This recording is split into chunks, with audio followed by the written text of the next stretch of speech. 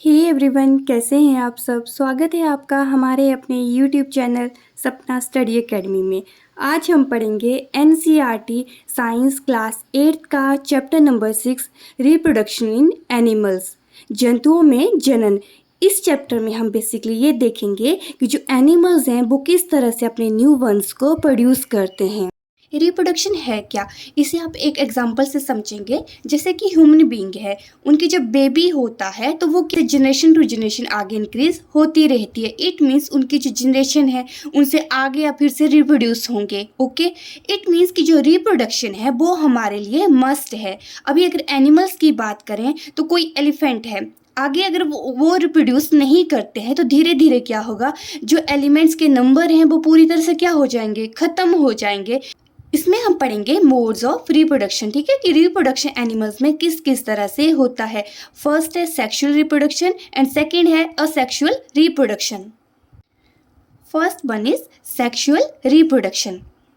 इसमें क्या होता है, इसमें दो आपके पेरेंट्स होंगे, एक होगा male and second one is female. ठीक है, जब मेल और फीमेल के जो गैमेट्स होते हैं, इट मीन्स जो रिप्रोडक्टिव सेल्स होते हैं जो आपस में फ्यूज करते हैं, तो क्या होता है, एक नई रिप्रोडक्शन जनरेट होती है। ठीक है, इसी चीज़ को हम क्या कहते हैं, सेक्सुअल रिप्रोडक्शन।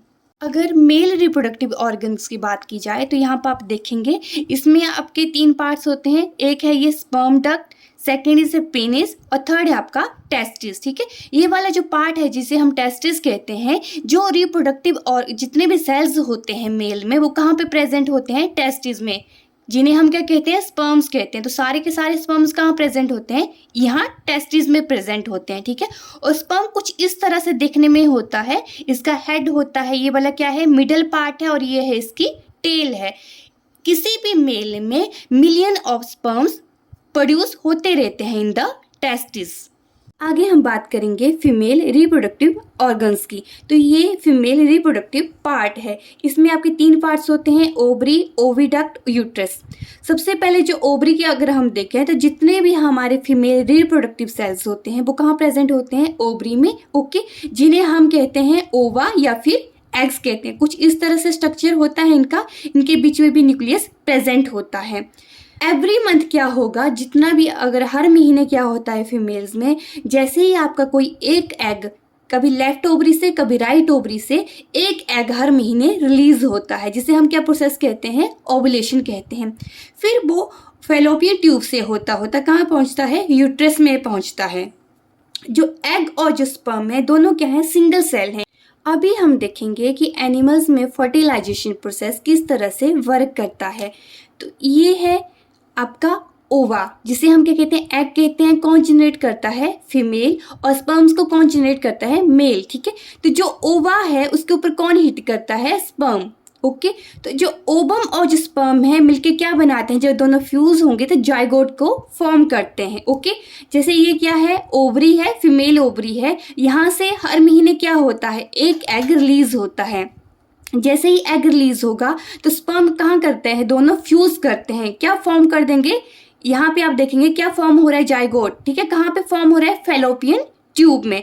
धीरे धीरे क्या होता है, फैलोपियन ट्यूब को पास करते हुए, ठीक है, जैसे जैसे फैलोपियन ट्यूब को पास करता है तो क्या होगा, ये बबल लाइक स्ट्रक्चर फॉर्म करता है। ओके, जैसे ये बबल लाइक स्ट्रक्चर फॉर्म करता है, इट मीन्स इसे क्या कहेंगे हम, धीरे धीरे इसके जैसे ऑर्गन्स डेवलप होने लगेंगे, तो उसे हम क्या कहते हैं, एम्ब्रॉय कहते हैं। क्या कहेंगे, एम्ब्रॉय। ओके, एम्ब्रॉय कहाँ हो गया, जो यूट्रस बॉल है वहां पे आके स्टक हो जाता है। ठीक है, सबसे पहले क्या हुआ, ओवरी से एक एग रिलीज हुआ, किसके साथ मिला, जाके स्पर्म के साथ मिला, दोनों ने क्या फॉर्म किया, जाइगोट फॉर्म किया। ठीक है, फिर फैलोपियन ट्यूब से होता होता फिर क्या कर देता है, ये यूट्रस बॉल में जाके चिपक जाता है। ठीक है, जैसे ही ये यहाँ पे चिपकेगा तो इट मीन्स जो इसके सेल्स हैं, जो ऑर्गन्स हैं, वो धीरे धीरे डेवलप होना स्टार्ट हो जाते हैं।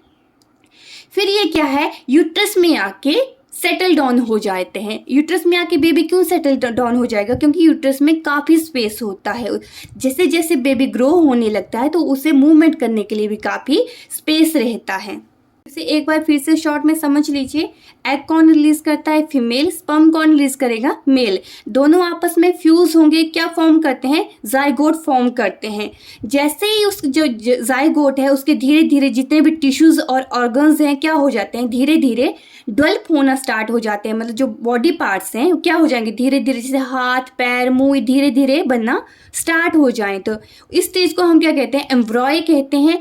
और जब हमारे जो जितने भी जो बेबी के जो पार्ट्स हैं अगर हमें आइडेंटिफाई कर सकते हैं, हम लोग उसे आइडेंटिफाई नहीं कर सकते हैं, जो डॉक्टर्स हैं उसे स्कैन करके आइडेंटिफाई कर सकते हैं, तो वो से हम क्या बोलते हैं? फीटस बोलते हैं। सबसे पहले zygote, embryo and then foetus.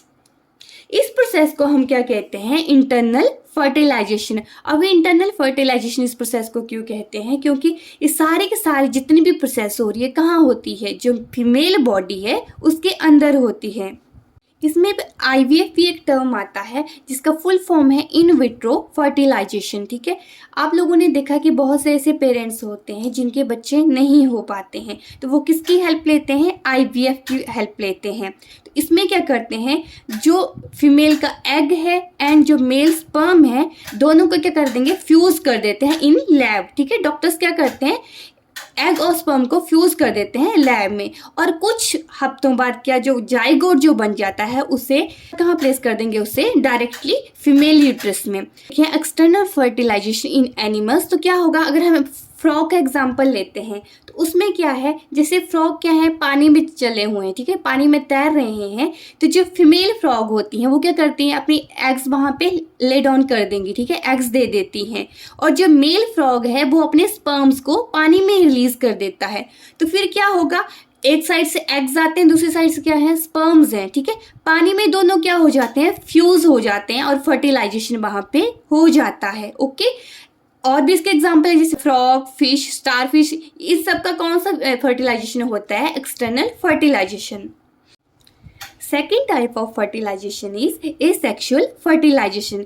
Asexual मतलब क्या? जिसमें एक ही तरह का पेरेंट होता है, यहाँ पे सिंगल पेरेंट होता है, उसी से हम फर्टिलाइजेशन देख सकते हैं। इसमें 3 तरह की फर्टिलाइजेशन होती है। एक है budding, second is fishing and third है आपका कोलोनिंग। ठीक है, अगर बडिंग की बात की जाए तो जैसे आप एग्जांपल देखिए हाइड्रा का, यहाँ छोटी सी बड है, ठीक है, इसके साथ थोड़ी सी बड लगी हुई है, धीरे धीरे ग्रो करते करते इसका साइज इतना बड़ा हो जाता है कि ये क्या है? टूट के नीचे जमीन पे गिर जाती है। तो इस तरह की प्रोसेस को हम क्या कहते हैं? बडिंग। इस तरह की प्रोसेस कौन कौन से इसमें पाई जाती है? तो वो है प्लांट्स। मेनली जो प्लांट्स हैं वो बडिंग फॉर्म करते हैं। ठीक है, आपने देखा है प्लांट्स में क्या हो जाता है? छोटा सा बड आपको दिखेगा, धीरे धीरे वो ग्रो करता है। इसके साथ ही फंजी में, हाइड्रा में, ईस्ट में क्या देखने को मिलता है? Budding. Winery fission. Winery fission किसमें पाया जाता है? अमीबा में। इसमें क्या होता है? जो सिंगल सेल है 2 में कन्वर्ट हो जाता है। जैसे यहाँ पे क्या है? अमीबा है, इसका क्या है? एक ही न्यूक्लियस है यहाँ पे। ओके, धीरे धीरे क्या करेंगे हम? जो एक न्यूक्लियस था किस में डिवाइड हो गया? 2 में डिवाइड हो गया, और ऐसे करते करते क्या है? पूरी तरह से डिवाइड हो जाता है। इट मीन्स कितना था? सिंगल अमीबा था, किस में डिवाइड हो गया? 2 में डिवाइड हो गया। तो इसे हम कहते हैं वाइनरी फिजन। थर्ड है क्लोनिंग। ठीक है, क्लोनिंग क्या होता है? जैसे आपके पास मान लो कोई हमारे पास डॉल है, अगर हमने उसके एग्जैक्ट कॉपी देखनी है, ठीक है, सेम टू सेम उसकी तरह दिख रहा है, तो उसे हम क्या कहते हैं? क्लोनिंग कहते हैं। शीप होती हैं उनके ऊपर ये एक्सपेरिमेंट किया गया था, लेकिन इनके इतने ज़्यादा वैलिड जो रिजल्ट्स नहीं रहे हैं। इस चैप्टर में 2 और टर्म्स आती हैं, एक है ओविपेरस एनिमल्स एंड सेकंड है विविपेरस एनिमल्स। तो ओविपेरस एनिमल्स वैसे एनिमल्स होते हैं जो क्या करते हैं? अंडे देते हैं। फॉर एग्जांपल जैसे क्या हो गया? कोई बर्ड्स हो गए, स्नेक हैं, फ्रॉग हैं, ये सब क्या देते हैं? अंडे देते हैं। तो इन्हें हम क्या कहते हैं? Oviparous animals. विविपेरस एनिमल्स क्या होते हैं? जो यंग वंस को प्रोड्यूस करते हैं। जैसे ह्यूमन है, अगर ह्यूमन की बात करें तो हम क्या करते हैं? ये बेबी को बर्थ करते हैं। ठीक है, डॉग्स में भी इसी तरह का होता है। काउज जो होती हैं वो भी क्या देती हैं? यंग वन को जन्म देती हैं। तो आज हमने पढ़ा एनिमल्स के बारे में कि एनिमल्स किस किस तरह से आगे रिप्रोड्यूस करते हैं। तो इसी के साथ ही हमारा ये चैप्टर यहीं पे फिनिश होता है। ऐसी और वीडियोस देखने के लिए please do like, share and subscribe to my YouTube channel.